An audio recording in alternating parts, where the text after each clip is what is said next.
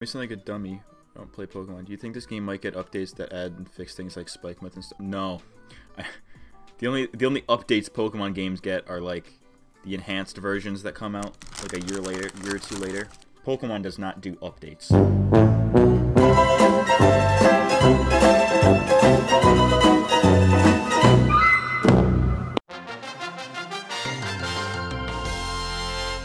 Hey howdy hey degenerates, and welcome back to a slaptacular new episode of Internet Idiocracy, the show where we relentlessly harass the rampant stupidity from all corners of the internet. I'm your host MattCMG, and let's be honest, if you're subscribed to this channel, chances are, there's like an 80% chance that you're into Pokemon in some capacity. Of course, this past November, we saw the release of Pokemon Sword and Shield, the first mainline Pokemon games to be released on a home console, and games that a lot of people were very excited for, myself included. I've been playing the game live on Twitch over the past month or two, and honestly, I've been having a great time with it, all things considered, even though I do find the story very slow and boring and I don't really care for it, and I'm kind of here for the competitive battles.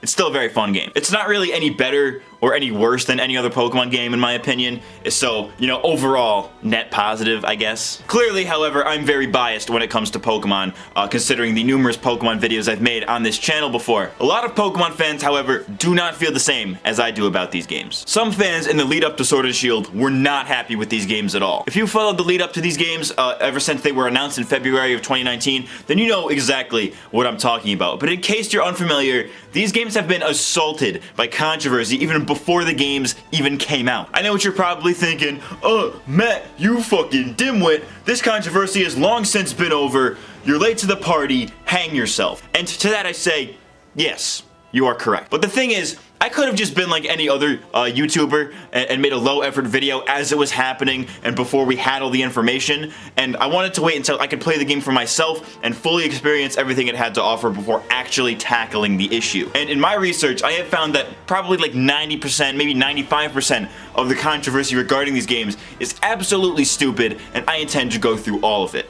Let's get weird, let's get wild, and let's get right in to why the Pokemon Sword and Shield controversy is absolutely moronic. First you kick it in Kanto, then you head to Johto. Before we get into why these particular criticisms are unfounded, we first need to know a little history about Pokemon Sword and Shield. These games were announced in February of 2019, but the controversy didn't actually start until June, where at Nintendo's E3 Treehouse event, producer Junichi Masuda and director Shigeru Omori revealed that not all Pokemon will be available in this game. At first, fans thought this was either a mistranslation or that they were leaving out some crucial details. For instance, many fans assumed that it would work like X and Y did back in the day, where all the Pokemon were coded into the game, but many of them were only available once Pokemon Bank dropped, and people think that maybe it's the same thing for Pokemon Home, but as we would later find out, that was not the case for Sword and Shield. After a few follow-up interviews in the weeks following E3, Masuda confirmed that the Pokemon not included in Sword and Shield were not just unavailable, they were straight up not even coded into the games. This, of course, got the Pokemon fandom into a bit of a frenzy, which resulted in the hashtag #BringBackTheNationalDex movement,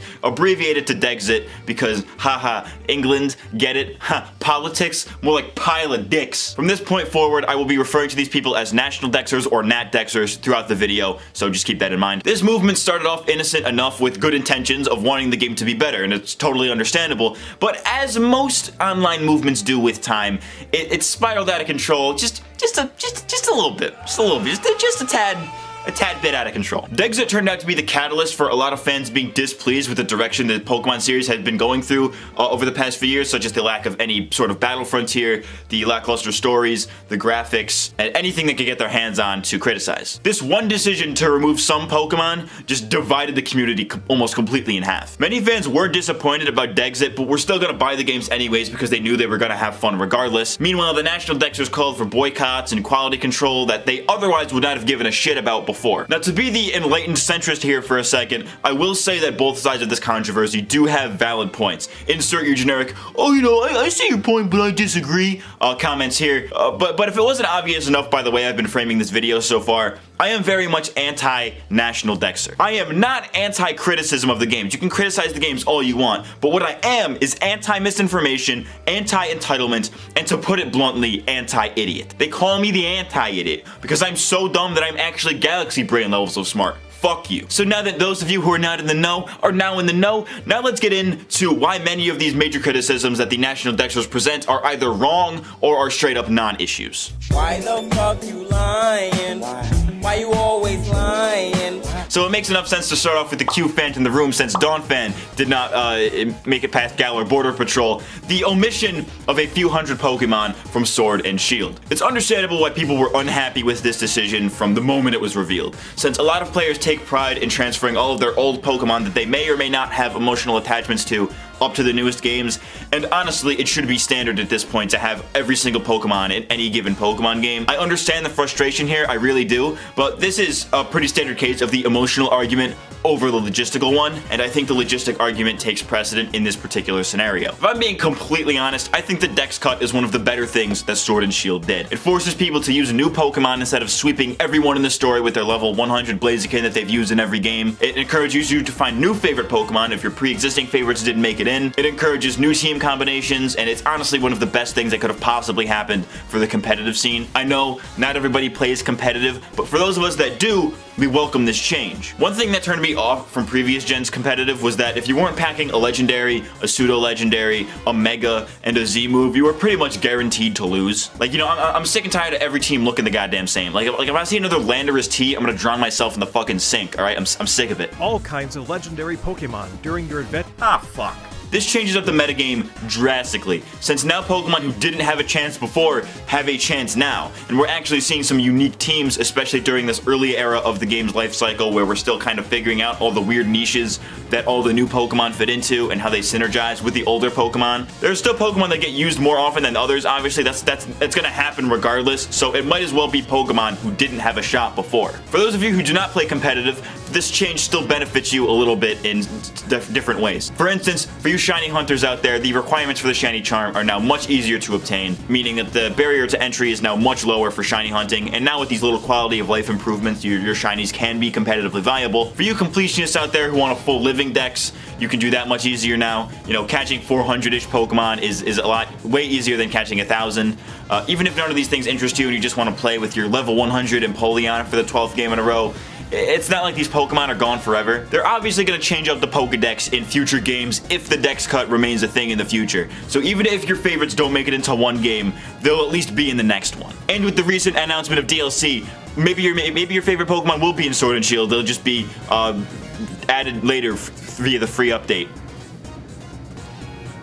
People have bitched and moaned about this to the point where like they act like their favorite Pokemon have been like deleted from canon or something. You know, like Masada came in and just BAM! Thanos snapped. Half the Pokemon just like don't exist anymore. They're just like not even canon. I remember some autists on 4chan were going, oh, miss you Typhlosion, oh. And I'm just sitting here like, bruh. Calm down, alright? The Mon still exists, alright? It's not going anywhere, it's just a gen behind. People made this out to be a much bigger deal than it actually was. Like, do you really think Masada or the team at GameFreak cut the decks like that with like malicious intent? Like to hurt and defend you personally? Like if you're an even remotely functioning human being, you should be able to make that distinction. They cut the decks for a multitude of reasons, and it wasn't a decision that they made lightly. Some of these reasons we'll of course get into a little bit later, but you can't just pin it down to just one.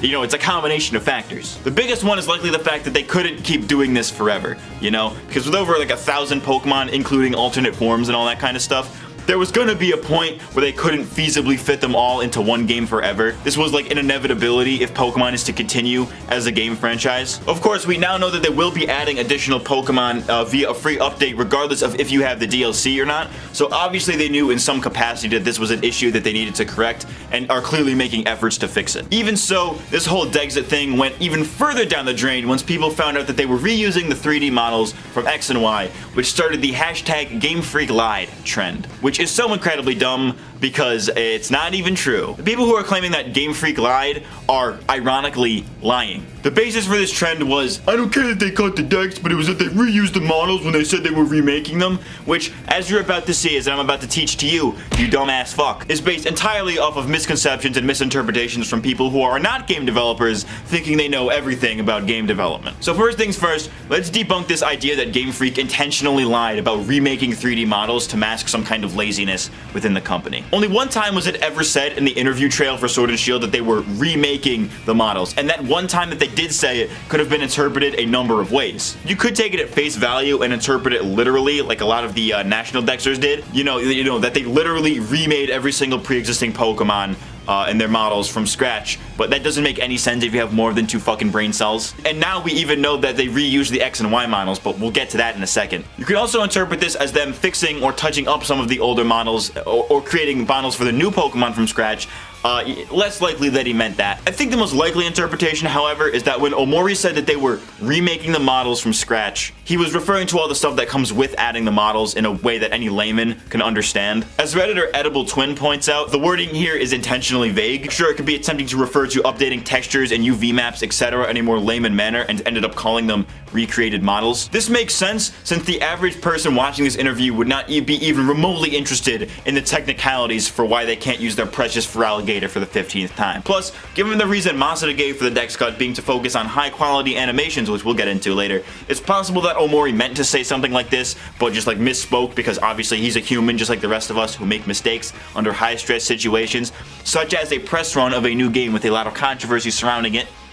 Just an idea. This recreating the models comment was also made in only this one interview very early in the interview cycle, and it was never mentioned, at least not in that way, ever again. Read any interview where they mention the Dex cut, and you'll find that they don't give any technical reasoning as to why it had to happen, because if they had said any more after everyone already ran with the recreating models and high quality animation statements, they would have created an entirely new problem for themselves in the lead up to the game. If they had made a direct statement correcting themselves, then people would have seen it as them trying to save face, and we probably would have gotten GameFreak lied a lot sooner. Even if you assume that they did lie intentionally with the intent to fool you, the audience, into thinking something that wasn't true, the whole argument falls apart because they have absolutely no reason to lie. Like, imagine what their options were in this situation. You either A, tell the interviewer at E3 the hard truth that not every Pokemon will be in this game because of some unforeseen circumstance during development and simplify that as we needed to remake stuff and suffer the backlash early, or B, you lie maliciously and lead everyone to believe that every Pokemon will be in the game when they weren't, which would have caused even worse backlash than we've already seen. The people who claim that GameFreak lied about reusing the models are already wrong, since GameFreak later admitted that they did reuse old models and that the remaking the model statement from Omori at E3 was likely an error. Even without knowing that they reused the models, one could make the logical deduction that of course they reused the fucking models. That was the whole point of making them back during X and Y, so they wouldn't have to remake them every single time from scratch. It'd be absolutely idiotic and a waste of time and money to recreate every individual 3D model for every single game. So they obviously reused the models. You didn't need a data mine to tell you that shit. When it comes down to it though, why does it even matter if they reuse the models or not? Outside of Omori potentially flubbing his words that were already vague to begin with one time, they would dodge the question regarding Dexit whenever it was brought up in future interviews. But there is one statement by Masuda that I was able to find in a Polygon interview, yeah I know it's Polygon but whatever, where he says the designers had to balance importing as many Pokemon as possible and updating them to these high standards while still keeping development deadlines. The key word here being import, meaning that there was some kind of process for getting Pokemon from the older games into Sword and Shield. In fact, it seems like the issue may have been with stuff like shaders and light maps, as pointed out by a GameFreak employee on GameFreak's own website. This employee directly states, specifically, we are developing shaders compatible with Nintendo Switch, determining model specifications, and deciding policies to efficiently refine models created in the past. In other words,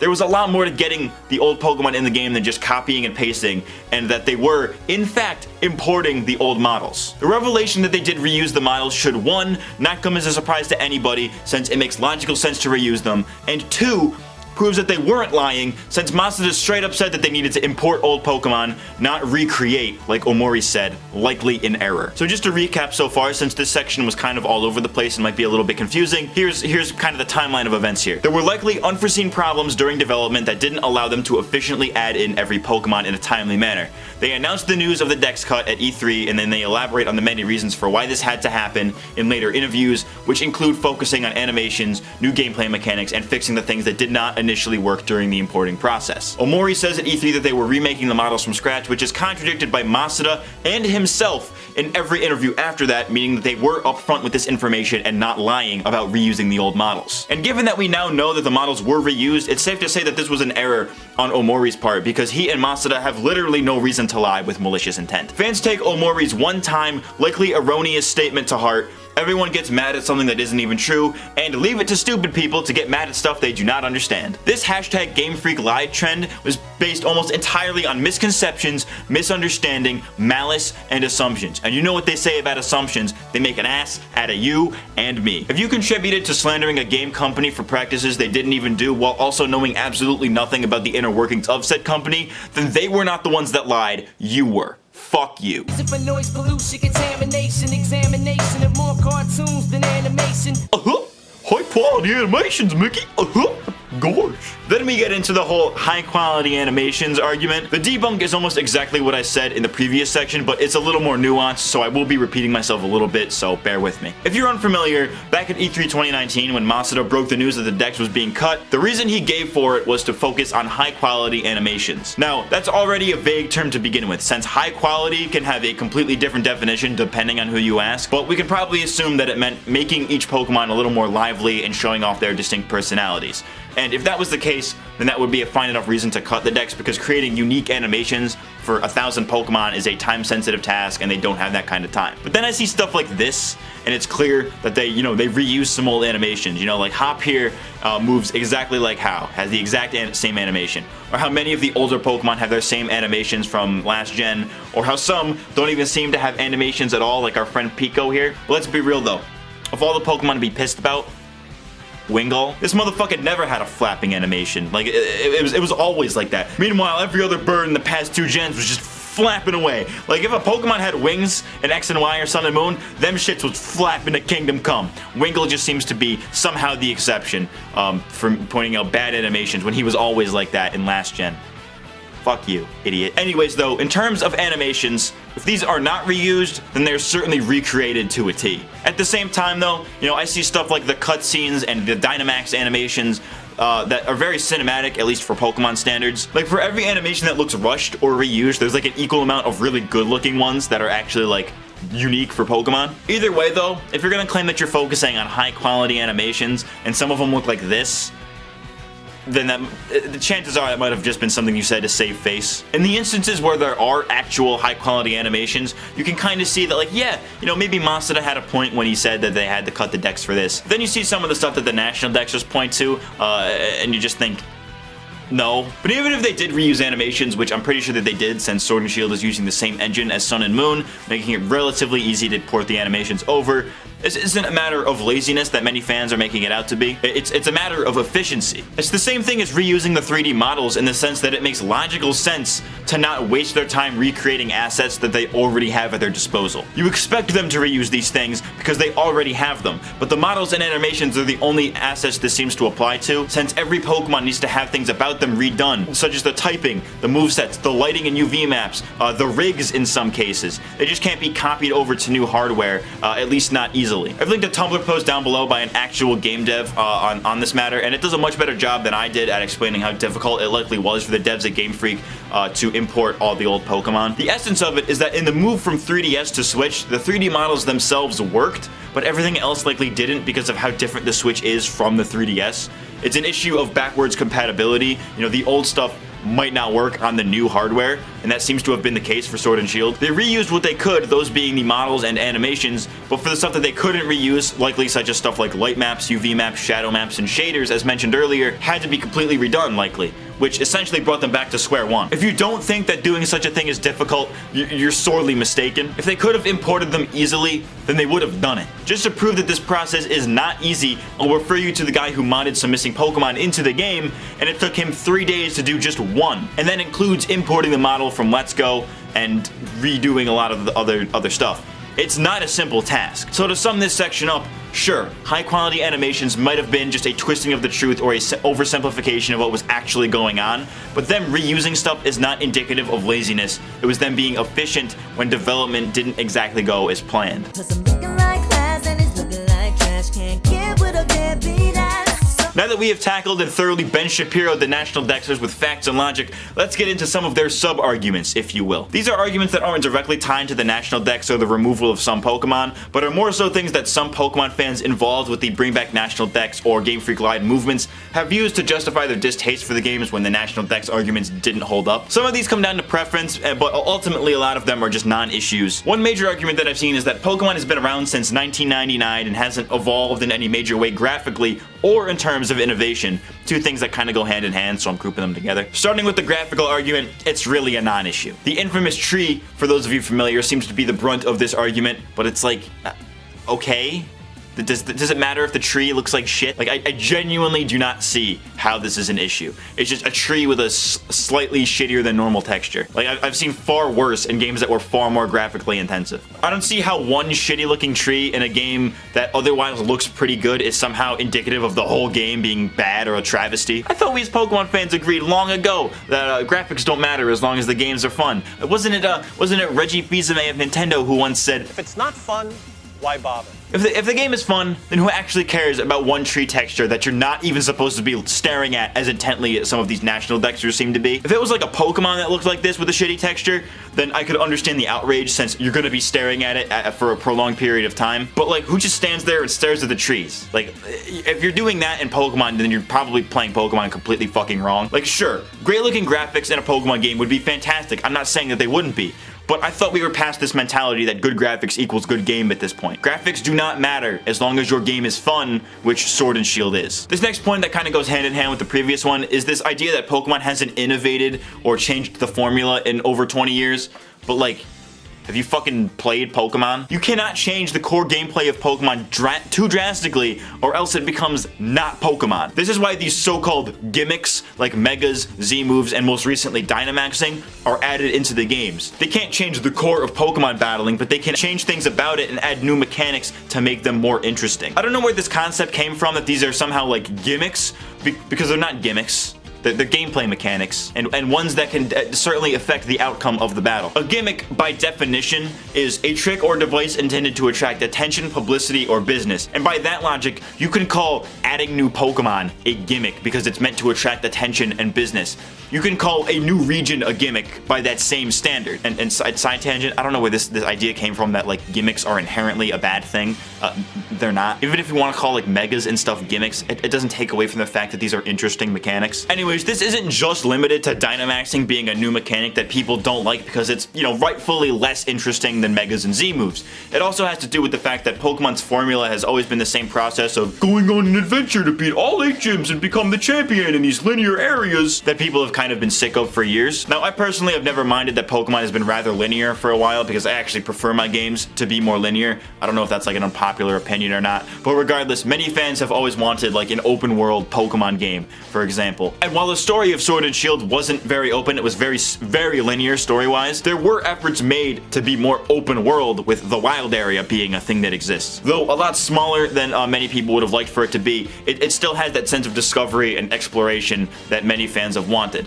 It may not be exactly what you wanted, but it's a step towards that, and you should appreciate that they at least tried to do that much when GameFreak themselves have straight up said, yeah, we're probably never gonna do an open world Pokemon game. The wild area almost feels like a Pokemon MMO, which is another thing I think that fans have wanted for forever, and I think this is the closest we're gonna get to that if you don't include Pokemon Go as an MMO. I think the only reason they didn't go full open world was, get ready for the generic argument, the fan base is primarily kids. So they would want to keep things, specifically the story, more linear and simpler for them. I don't know why this is somehow like a baffling revelation. They have things in there for the old fans. They have the story being super simple for the younger fans. Because think about it, younger fans aren't gonna play the post game. They're not gonna they're not gonna competitively breed. That's stuff for the old fans. The stuff for the competitive fans. I don't understand. Anyways, this kind of thing isn't limited to just like linearity either, as some fans have also made this kind of dumb expectation that since other long-lasting series like Mario and Zelda made big changes for their Switch games, that Pokemon should too, and I don't follow that train of thought at all. No game series is obligated to change up its formula just because it's on the Switch, not even Mario or Zelda. I would even argue that Mario Odyssey was the exact same formula as Mario 64 or Mario Sunshine, but just with bigger, more open areas. Breath of the Wild isn't even really breaking new ground by becoming an open world game either, since not only have open world games been a thing for like a very long time, but the original Legend of Zelda on the NES was open world. So it's not even new or innovative for the Zelda series. It's just something that we haven't seen in a while. Actually, come to think of it, A Link Between Worlds was open world to a degree. So why was that game not universally praised while Breath of the Wild was for the exact same reason? Either way though, the Switch is not some arbiter for reimagining any series. Going back to Pokemon, GameFreak had literally zero obligation to reinvent Pokemon, whatever the fuck that means, just because some other games did something that was perceived as such for the Switch. And again, we now know that there will be DLC for Sword and Shield, so how is it refusing to evolve when paid DLC and expansion packs have been a staple in AAA games for years now? People complain that Pokemon has done nothing to modernize the series, yet now we're seeing that they are trying to do such a thing via DLC and updates rather than making a whole third version or updated version of the game like they used to. They're attempting to evolve with the times, and you should at least respect that they're trying to do that. Speaking of Breath of the Wild, I was looking for images to put in this video, and I found this. There's just so much wrong with this. Quick comparison between Breath of the Wild and Sword and Shield graphics my Unpheasant died to. You will never be forgotten. Okay, for starters, nobody's favorite Pokemon is Unpheasant. What the fuck are you talking about? Secondly, Unpheasant ended up being in the final game, so way to jump the gun there, dipshit. I don't see any graphical problem here. This is pre-release footage for Sword and Shield, so you can't even compare pre-release footage of a game that wasn't even out yet at the time to a game that had already been out for 2 years. Ooh! No time to delay.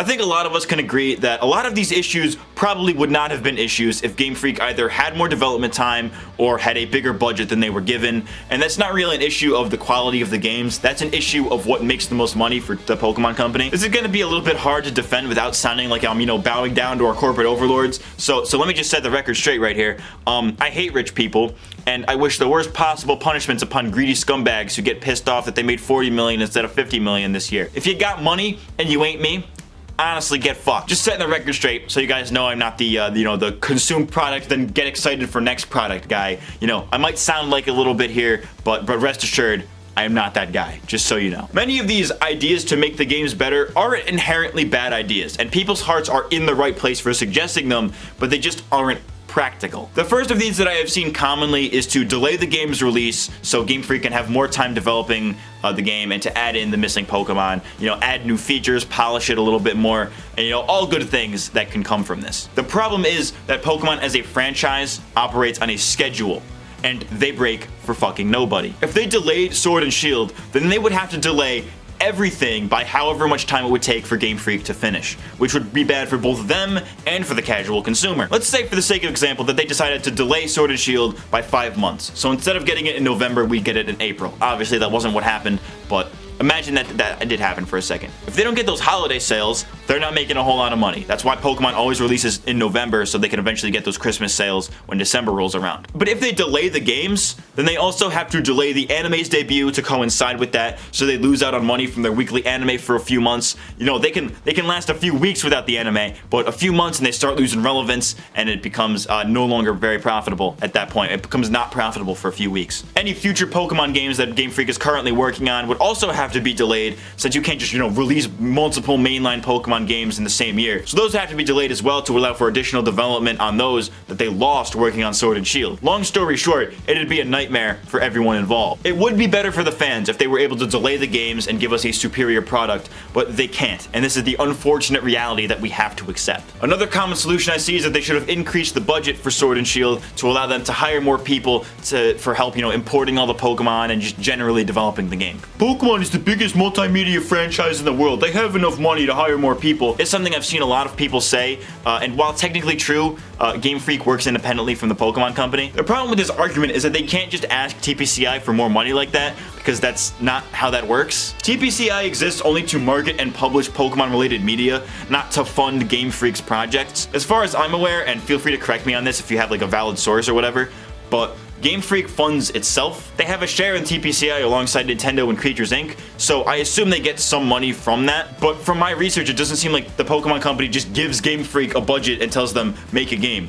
Maybe it does work like that, I don't know. Regardless of where the money comes from, however, you can't just ask for additional funds like that, since there's also likely contracts involved that say you have this much money to deliver us this product by this date. And they might be locked into that. They might not be able to say no. Budgeting is a thing in the game development process. Before they start making the game, they need to plan out what they're going to do and how much it's going to cost, and that number usually can't be changed once they get the money. Again, I don't know how the business/money side of things works over there between GameFreak and TPCI, but then again, neither do you. So quit your fucking bitching. There's been rumors going around that the staff at GameFreak are very burnt out on making Pokemon and don't really want to do it anymore. I don't know how true these rumors are, but if true, I think it paints a pretty clear picture for what the environment is like over there. There's likely a lot of employees who are burnt out, overworked, and are forced to make a game that they really don't want to make. Again, if this is true, that's a big if because we don't know, this is just rumors. If this is true, then it's kind of sad, and the three healthiest solutions would probably have been to increase their staff so new people are working on Pokemon, and those that are burnt out can have some time away from it, could put Pokemon on hiatus and not make it yearly anymore, or allow a different studio to develop Pokemon with Game Freak's blessing. I don't know how likely any of these things are, but before you comment some ignorant bullshit like, oh, I don't care if they're overworked, just give me my fucking ferret, just remember that what is good for the consumer isn't always good for the people creating the product. Have empathy, you asshole. And I'm decided to put my thoughts on the recent DLC announcement here because I feel like it just kind of fits. The recent DLC announcement makes me think that this both was and was not planned beforehand. I don't think this is like a Destiny 1 situation where they cut out pieces of the finished game and then later sold that as DLC. I think that the Pokemon expansion pass was a post-release thing that they decided to do probably late during development. My theory is that while working on the base game, they knew they weren't going to have enough time to add in everything that they wanted to add in. So they may have decided to finish what they could have for the base game and then start to make the additional stuff later after release. That's just what it seems to me though. This doesn't seem like this was stuff that they already made but then cut out to sell later as DLC. I think this is like a post-release or late in development decision that they made. Bro, I hate talking about Pokemon like it's like a corporate entity. Like can we calm down? Can we have fun for 10 fucking seconds? Jesus Christ. Get the cool. Get the cool shine. One of the more nitpicky arguments I see is that the game lacks polish, and I've seen it so much that the term has seemingly lost all fucking meaning. What does that even mean?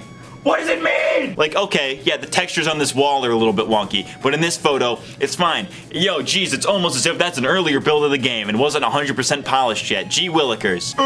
This game has stray pixels. Like, bro, if you have to zoom in 400% to see an error, then it's a negligible error. Oh, the characters pop in and out. Oh, you know, it's not like other Switch games didn't have this issue as well. It's not like this is something you've been used to in video games for fucking years. This shit is just the tree all over again. It's a bunch of non-issues. If it doesn't actually affect the gameplay, it's just a minor graphical issue that normal people don't even notice and doesn't even actually hinder the experience, then it's not an issue. I will give this argument some credit though, since there are apparently glitches galore in this game. For instance, there's a very specific glitch where the move Sucker Punch will fail under conditions in a double battle, even if the move should have worked. You know, stuff like that actually like affects gameplay and could actually, you know, cost you the match. It's kind of inexcusable, so I can't really defend that, but maybe they'll fix them in one of the free updates they're doing. You never know. But what I will defend is these supposed game-breaking glitches that people have reported that are really just their own fucking fault. For instance, people claiming that Sword and Shield corrupted their Switch's micro SD are fucking liars. That's not the game's fault. It's their fault for not formatting their SD card correctly. People are essentially trying to blame Game Freak for shit that wasn't even their fault.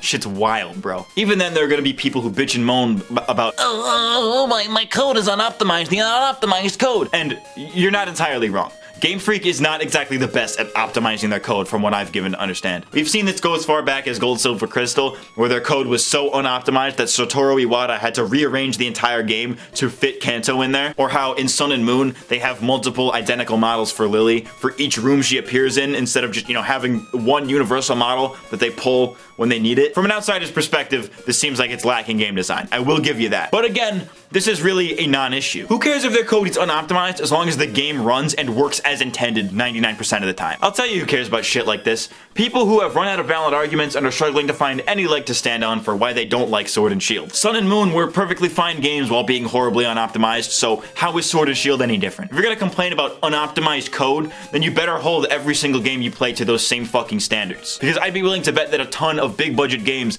don't have optimized code. Today I don't feel like doing anything.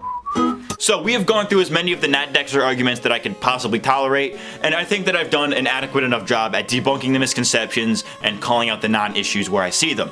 However, this still leaves us with one vital question.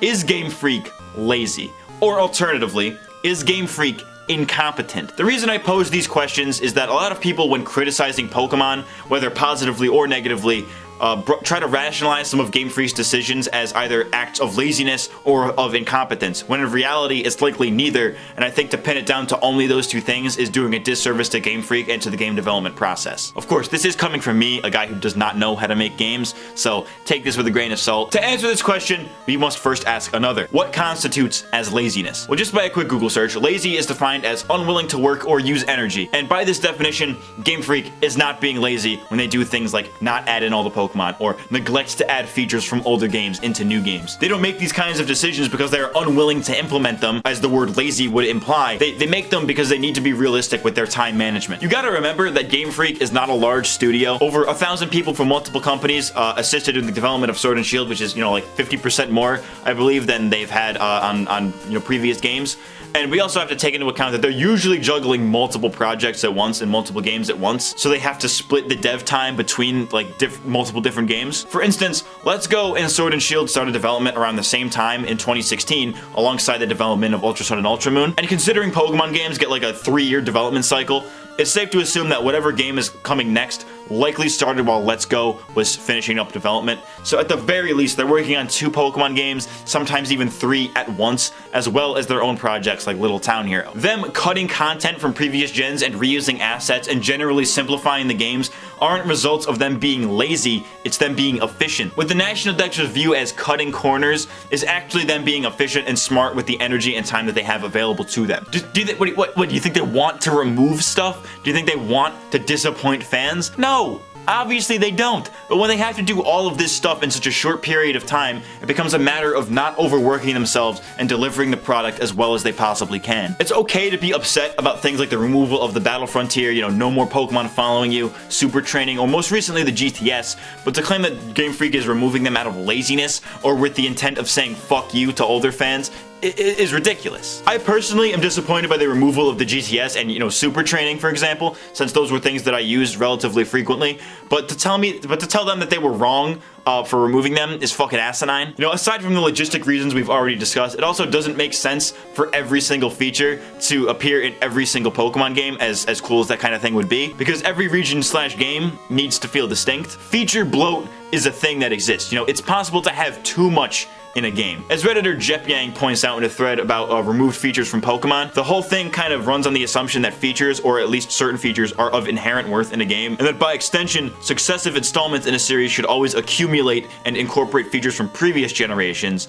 I don't think this is necessarily true. In essence, not every pre-existing mechanic needs to be included in every future game so as to keep the older games fresh and unique. Take a look at secret bases or flying on Latios and Latias in the remakes. Those have always been things that have been exclusive to Hoenn, and people remember the Hoenn region for those reasons. The Underground and Poffins were exclusive to Diamond, Pearl, and Platinum, and people remember Sinnoh for having those things. Heart Gold and Soul Silver had the Pokeathlon, Black 2 and White 2 had Hidden Grottos and some other stuff, Sun and Moon had Ultra Space and Trials instead of gyms, Sword and Shield has the Wild Area, X and Y had...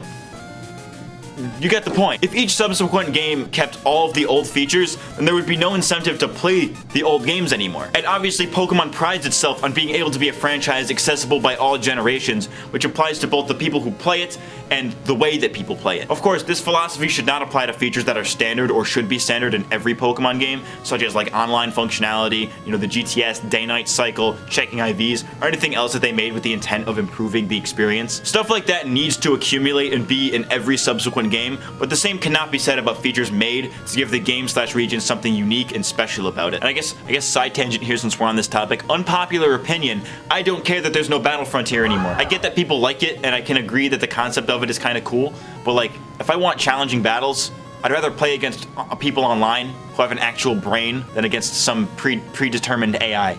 You know what I mean? And hey, maybe the Battle Frontier will be back in one of these, one of the DLCs. You never know. Probably not, but you never know. Anyways, back to the question at hand. Is GameFreak lazy when it comes to making Pokemon games? In some regards, maybe. But for the most part, no. I've said it 1,000 times in this video, and I will say it again. They are being efficient with the time, energy, and budget that they were given, alongside doing the same for other projects at the exact same time. Brushing their hard work developing the game off as laziness is, I think, one of the worst possible forms of disrespect. Claiming they didn't even try is probably worse, because it's somebody with no game development experience telling people with said experience that they didn't do their job correctly. That'd be like a mechanic fixing your car so that it works correctly, and you telling them, you did that wrong. Who do you think knows more about this? You?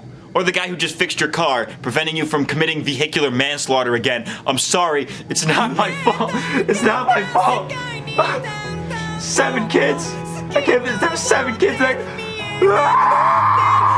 Stupid fucking dummy. But moving on to the next question. Is GameFreak incompetent? Much like we did with the previous question, we need to know what is meant by the word incompetent. Again, based on a basic Google search, incompetence is defined as not having or showing the necessary skills to do something successfully. And by this definition, I'd say that GameFreak both is and is not incompetent, and I will explain what I mean by that. GameFreak is not incompetent in the sense that they obviously know how to make a game. They understand the basic principles of game design philosophy. They understand what each of their demographics want and how to strike that balance. However, they are pretty evidently incompetent at code optimization, which we already discussed and is kind of a non-issue, as well as making 3D games, and I don't say this in a mean way. When it comes to making 2D games, GameFreak is pretty damn good. Like, if you look at their catalog of games they've made, you've got like 15 years worth of 2D Pokemon games, alongside games like Pulse Man, Drill Dozer, Yoshi, Mario and Wario. You get the idea. They had made 2D pixel-based games exclusively from 1989 until 2012, and even then the 3D games that they made, such as every Pokemon game since X and Y, Harmo Knight and Little Town Hero, were all relatively contained, and most of them were on the 3DS, which isn't really that powerful of a system. They have never made something so large in scale as Pokemon Sword and Shield are. They simply don't have the experience making this kind of game yet, which I think can explain some of the performance or graphical issues the games have, and the fact that the game is so bare bones. It's not incompetence in the sense that they're stupid or they don't know how to make games, because that's obviously untrue. It's incompetence in the sense that they don't know how to make a game of Sword and Shield's caliber. They were given a task that they simply didn't have the resources to fulfill and may not have been able to say no to. Let's Go probably wasn't of much help in helping them learn the Switch's infrastructure, since it was a much smaller game in size, scope, and scale than Sword and Shield is. It's unfortunate, but it be like that sometimes. They say it don't be like it is, but it do. Honestly, I'd say give them time. Sword and Shield weren't the best Pokemon games, but they're still kind of figuring out how this works, and I can say with 100% certainty that the next generation Pokemon games will be leagues better than Sword and Shield, the same way Sun and Moon were for X and Y, because they already have the groundwork there, and it's just a matter of building off of that and improving that. So to answer the question of if GameFreak is incompetent, God, I'm sick of hearing that word, yes, but with an asterisk. The problem isn't that they somehow forgot how to make a game. The problem is that they are still new to developing console quality games, because they are so used to the restraints of developing for a handheld for 2 decades. Okay, now that we're done with that, I don't want to hear the word incompetent ever again. You know, not just in Pokemon discourse, just in general. Stop. Watch out, next stop might be hoeing, but even that's not where Pokemon will end. So to wrap this video up, let's summarize what we've learned today. 1. GameFreak never lied about anything, specifically about reusing the 3D models from X and Y. Omori said that they were remaking them, but based on all the other evidence and statements directly stating otherwise, it's clear that this was said in error. 2. The Pokédex cut was not a decision that they wanted to make, nor can it be attributed to one singular reason. Whatever process they had to import all the old Pokemon likely required them to redo things like light maps and shaders for them to work and look good on the new hardware. They didn't have the budget or manpower to hire more people to help them with such a process. They couldn't ask for more development time without completely destroying any scheduled TPC I might have had. You know, gameplay mechanics and new stuff always take precedent over old features that don't necessarily belong, and likely a slew of other factors that we simply don't know because they were probably behind closed doors. 3. A game series being on the Switch does not mean it has to evolve or reinvent itself, and the fact that people somehow think that this is a rule or a trend is baffling. 4. Complaining about graphics in a series that has never prided itself on having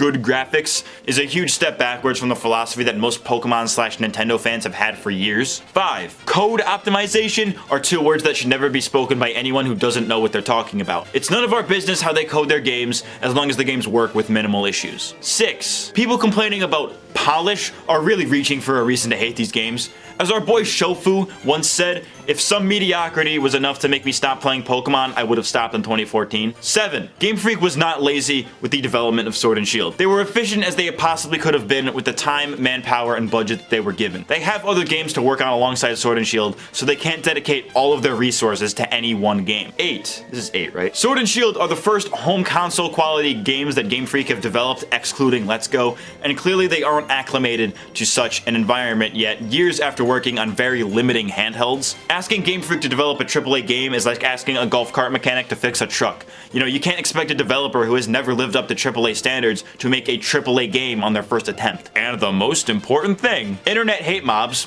are the actual worst. All they do is misrepresent and misinterpret things that they do not understand, and it all spirals downward to becoming one big, huge misinformation campaign. Thanks, Dexit crowd. You made this the worst Pokemon reveal cycle ever, and I hope it was worth it to send death threats to Masada and GameFreak staff because you couldn't use your fictional leaf monster for the 800th time. You're all insufferable, and I hope you all get hit by a bus. Fuck you if you contributed to this. Well, ladies and gentlemen, that's all I have to say regarding the Pokemon Sword and Shield controversy, and I'd like to think that I did a pretty bang-up job at debunking and correcting all of this horrendously retarded misinformation. And if you were originally of the Dexit crowd, I hope I was able to change your mind. Leave a comment down below telling me what you think. If you like the video, then drop a like. Dislike it if you're stupid. I've been MattCMG. I'll see y'all next time.